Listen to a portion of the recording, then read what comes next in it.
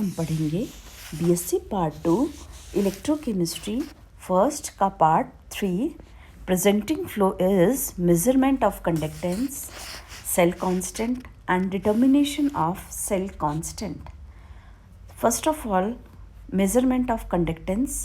Conductance को हमने पढ़ी है विभिन्न प्रकार की चालकताएं like your equivalent conductance, molar conductance, specific conductance, उनका हम मान किस प्रकार से ज्ञात करेंगे। जो प्रतिरोध का व्युत्क्रम आप सभी को पता है चालकता होती है, अतः किसी विलयन की चालकता ज्ञात करने के लिए उस विलयन का प्रतिरोध ज्ञात कर लेते हैं। प्रतिरोध मापने के लिए प्राय व्हीटस्टोन ब्रिज विधि का प्रयोग किया जाता है। जिस विलयन का चालकता ज्ञात करनी होती है उसे एक विशेष प्रकार के सेल, जिसे कंडक्टिविटी सेल कहते हैं, में अल्प चालकता वाले विलयनों के लिए चित्र में दिखाए अनुसार विभिन्न प्रकार के कंडक्टिविटी सेल्स काम में लिए जाते हैं। चालकता सेल में प्लैटिनम की प्लेट इलेक्ट्रोड का कार्य करती है। यह प्लैटिनम की प्लेट सूक्ष्म विभाजित प्लैटिनम की परत होती है। यह प्लेट प्लैटिनम के तारों के साथ वेल्ड की हुई रहती है। इन नलियों में पारा भरा रहता है तथा वे सेल के एबोनाइट खोल में मजबूती से जकड़े रखती है, जिससे प्रयोग के दौरान दोनों इलेक्ट्रोडों के बीच की दूरी स्थिर रहती है। प्लैटिनम के साथ संपर्क परिपथ के तांबे के तारों को नलियों में भरे पारे में डुबोकर स्थापित किया जाता है। इसमें विद्युत धारा प्रवाहित करके प्रतिरोध का मापन कर लिया जाता है।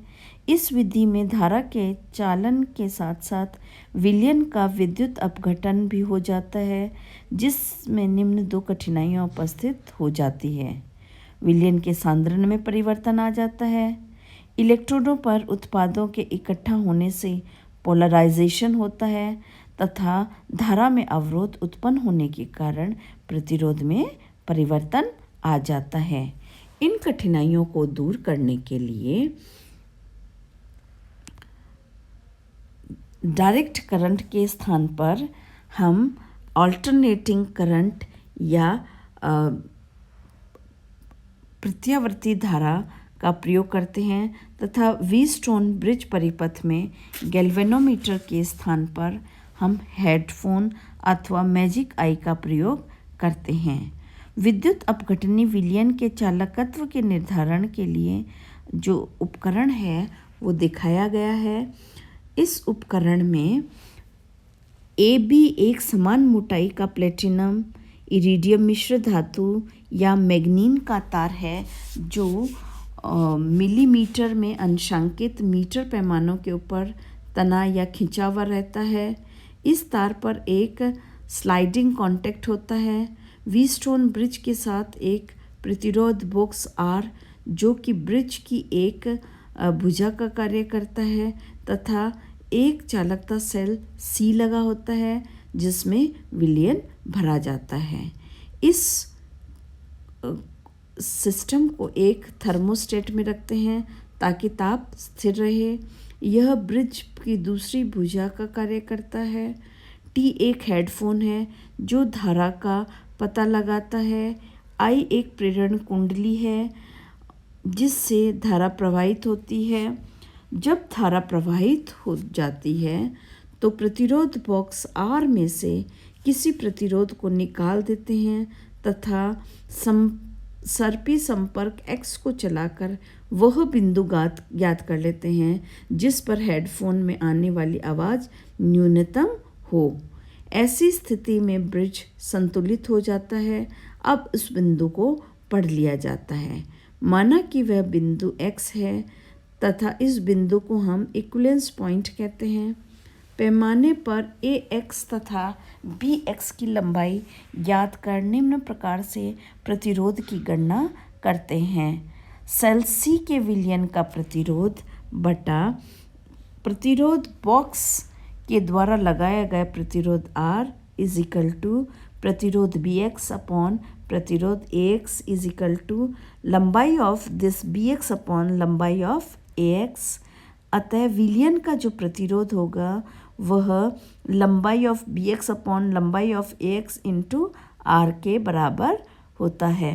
प्रतिरोध बॉक्स आर में से ऐसे प्रतिरोध की डाट निकालनी चाहिए जिससे कि संतुलित बिंदु या शून्य विक्षेप तार ए बी के मध्य स्थान पर आए ताकि यथार्थमान परिणाम प्राप्त हो सके। प्रतिरोध आर लंबाई बी एक्स तथा ए एक्स के मान ज्ञात होने पर सेल में लिए गए विलयन का प्रतिरोध निकाल सकते हैं। इस विलयन का प्रतिरोध का व्युत्क्रम विलयन की चालकता होती है। आजकल अच्छी किस्म के उपकरण काम में लिए जाते हैं जिसमें संतुलन बिंदु या शून्य विक्षेप स्थित ज्ञात करने के लिए हमें कैथोड ले ऑसिलोस्कोप या मैजिक आई हम काम में लेते हैं। अब हम आपको बताना चाहेंगे कि सेल कांस्टेंट क्या होता है। सेल कांस्टेंट जैसा कि पहला बताया गया है कि चालकता पदार्थ के 1 घन सेंटीमीटर विलयन की चालकता होती है। इसलिए उपरोक्त विधि में मापी गई चालकता केवल तभी चालकता होगी जब इलेक्ट्रोड 1 सेंटीमीटर की दूरी पर अथवा इकाई क्षेत्रफल की दूरी पर हो। प्राय ऐसा नहीं होता है। इसलिए चालकता के ठीक मान गणना करने के लिए हम प्राप्त चालकता को किसी गुणांक से गुणा करना पड़ता है जो उसका सेल स्थिरांक कहलाता है। अर्थात यदि इलेक्ट्रोड के बीच की दूरी L सेंटीमीटर और उसके अनुप्रस्थ काट का क्षेत्रफल A वर्ग सेंटीमीटर है तथा विलयन की प्रतिरोधकता R हो तो R = rho into L upon A होता है। तो 1 अपॉन R = 1 अपॉन rho into A upon L होगा। अतः 1 अपॉन रो हमें पता है कपा होता है = 1 upon R A into L upon A। अर्थात this kappa = 1 upon R into X = CX। अनुपात L अपॉन A जो X के बराबर है सेल कांस्टेंट कहलाता है।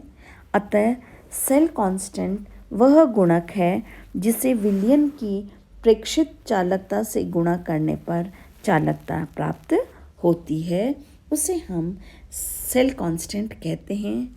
अब इस सेल कांस्टेंट को हम ज्ञात कैसे करेंगे? इस सेल कांस्टेंट को ज्ञात करने के लिए चूंकि इलेक्ट्रोडों का क्षेत्रफल तथा उनके बीच की दूरी ज्ञात करना कठिन है, अतः इसे हम इनडायरेक्ट मेथड से ज्ञात करते हैं। विभिन्न सांद्रता और ताप पर हम पोटेशियम क्लोराइड विलयन की जो चालकता के प्रमाणिक मान सारणी में दिए गए हैं 0.01 N, 0.1 N and 1 N concentration पर 0 डिग्री सेंटीग्रेड, 18 डिग्री सेंटीग्रेड और 25 डिग्री सेंटीग्रेड में स्टैंडर्ड वैल्यूज़ दी गई हैं। सेल स्थिरांक के निर्धारण के लिए पोटेशियम क्लोराइड के ऐसे विलयन जिसका विशिष्ट चालकत्व सही ज्ञात है को प्रयोगात्मक चालकता सेल में लिया जाता है और व्हीटस्टोन ब्रिज विधि द्वारा विलयन की चालकता ज्ञात कर ली जाती है। दिए हुए चालकता के सेल स्थिरांक की गणना निम्न सूत्र द्वारा कर लेते हैं। सेल स्थिरांक हमें पता है X = कपा इंटू R, चालकता इंटू प्रतिरोध होता है। सेल स्थिरांक का मान एक बार ज्ञात हो जाने पर किसी भी विलयन की चालकता का निर्धारण विलयन को उस सेल में भरकर उसका प्रतिरोध ज्ञात कर उसे सेल कांस्टेंट से गुणा कर लेते हैं। विद्युत अपघट्य विलयनों की सही चालकता निर्धारण करने के लिए विलयनों को एक विशेष प्रकार से शुद्ध किए गए जल जिसे कंडक्टिविटी वाटर कहते हैं उसमें तैयार किया जाता है। अशुद्ध जल में अशुद्धियों के आयनों के चालकता में योगदान के कारण साधारण जल की पर्याप्त चालकता होती है। अतः किसी विद्युत अपघट्य की सही चालकता के लिए उसकी प्रेक्षित चालकता में से जल की चालकता घटानी होती है। कोलराउश और हेड व्हीलर द्वारा प्राप्त अधिक से अधिक शुद्ध चालकता मापी जल की 25 डिग्री सेंटीग्रेड पर जो चालकता है वह 5.8 × 10⁻⁻⁴ ओम इनवर्स सेंटीमीटर इनवर्स है। चालकता मापी जल को तैयार करने के लिए आसुत जल को थोड़ी KMnO4 की मात्रा के साथ आसवन उपकरण में आसवन कराया जाता है। आसवित जल चालकता मापी जल होता है। तो इस प्रकार हम चालकता मापी जल में ही घोल कर उस विलयन की चालकता का मान ज्ञात करते हैं। Thank you.